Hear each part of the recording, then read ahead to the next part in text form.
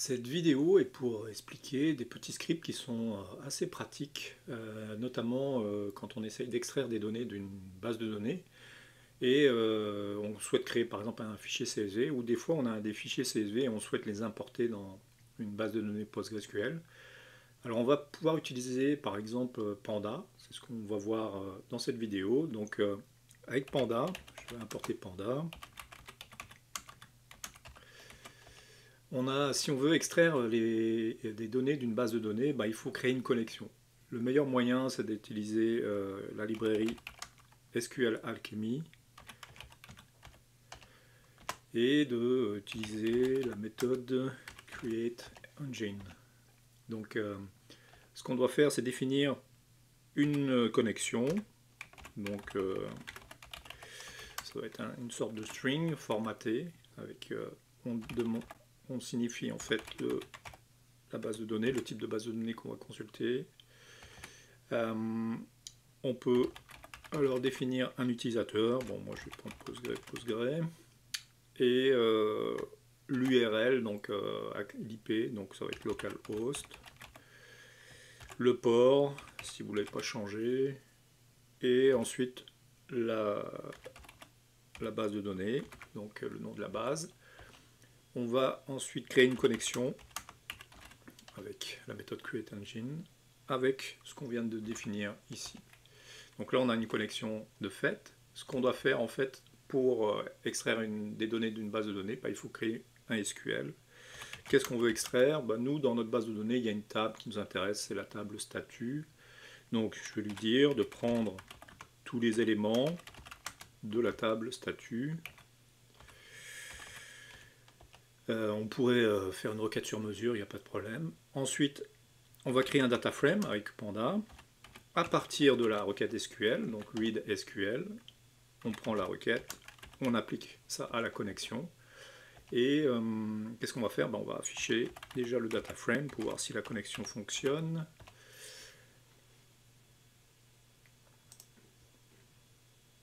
Donc, on s'est connecté à la base de données. On voit les éléments. Si je voulais voir ma base de données, elle est ici. Voilà la table en l'occurrence. Donc ça fonctionne.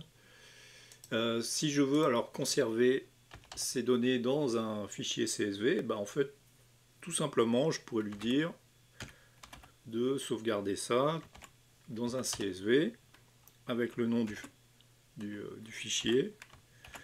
On va faire backup par exemple statut.csv. On pourrait même formater un peu le CSV si on le souhaite.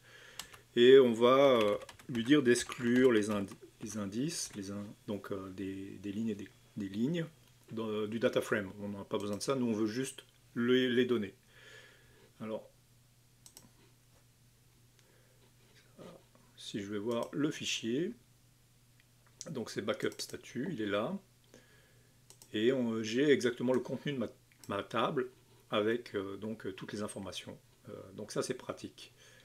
Maintenant, si je veux faire l'inverse, j'ai un fichier CSV et je veux alimenter une table, là aussi je vais utiliser Panda. Donc je vais reprendre en fait la connexion est toujours bonne. Et ni plus ni moins, qu'est-ce que je vais faire? Je vais lire le fichier CSV avec Panda. Donc je pourrais prendre le même fichier, donc backup CSV. Ce que je vais faire, je vais éliminer tout ce qu'il y a dans la table statut. Voilà, elle est vide. Donc, et je vais lui dire alors de lire le fichier CSV, backup, backup statut, CSV. Et donc, je vais lui dire d'afficher le contenu du data frame, juste pour m'assurer que ça fonctionne, la lecture. Donc, je lis mes infos. Et qu'est-ce que j'ai besoin? En fait, là, je vais avoir besoin d'envoyer vers un SQL. Donc, je vais utiliser la méthode Panda. Donc, sur le data frame, on peut faire tout SQL. Donc, Qu'est-ce qu'on a besoin pour le SQL? On a besoin de lui dire la table qu'on va alimenter, chez nous c'est statut, la connexion qu'on va utiliser, et par moment, bah, si les données existent, il pourrait les ajouter à la suite de la table, il pourrait faire un append. J'ai effacé, donc je peux faire un append, donc il va simplement remplir la table, et on va aussi lui dire de ne pas écrire les index des lignes, donc on a juste besoin des données. J'exécute. Donc pas d'erreur. Théoriquement, je consulte ma table. Pas de problème. Donc elle est alimentée avec le fichier CSV. Le plus important en fait, c'est que le fichier CSV ait les mêmes colonnes, les mêmes noms de colonnes que la table. Pas forcément complet. Je veux dire, on n'a pas forcément besoin de toutes les colonnes. Si certaines peuvent être nulles, mais au moins que les colonnes qui sont fournies, bah, elles sont du même type. Donc même type et même nom. Ce qui pourrait se passer, je prends mon fichier CSV, c'est que je change le nom d'une colonne qui n'existe pas en fait, code.